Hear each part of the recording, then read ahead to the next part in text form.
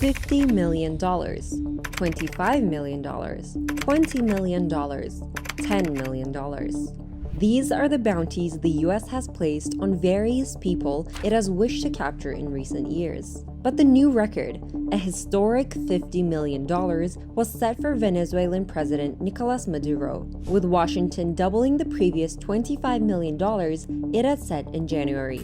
Some of the US's previous bounties were $25 million for Osama bin Laden following the 9/11 attack, $20 million for an Iranian man accused of plotting to assassinate Donald Trump's former national security advisor John Bolton, $10 million for Al-Qaeda's Yemen leader Saad bin Atif al-Awlaki, $10 million for North Korean hacking groups associated with cyber espionage, ransomware, cryptocurrency theft, and other illegal activities in the US, $10 million for Syria's then HTS leader Abu Mohammed al-Jolani 7 years ago, bounty that was dropped after the fall of Assad regime and Ahmed al-Shara's appointment as Syria's president. But why is Maduro so valuable to the US, as this record bounty indicates?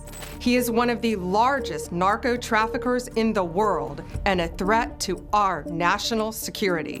Washington claims that it had a sprawling cocaine trafficking empire for more than 2 decades, in addition to leading the Cartel of the Suns, a gang that smuggled hundreds of tons of narcotics into the US and raked in hundreds of millions of dollars. U.S. Attorney General Pam Bondi said the Justice Department has taken over $700 million in assets tied to Maduro, including 2 private jets, and linked nearly 7 tons of seized cocaine directly to him. Venezuela's foreign minister fired back, calling the U.S. reward for Maduro's capture pathetic, and accusing Bondi of running a crude political propaganda operation and using it as a desperate distraction from her own scandals related to the notorious Epstein files. Bondi had initially claimed she was in possession of a secret Epstein client list that included some powerful names. But when she finally released the so-called Epstein files, they contained nothing new. The U.S. Justice Department later said the list didn't exist. Nothing about Epstein. I'm not going to talk about Epstein.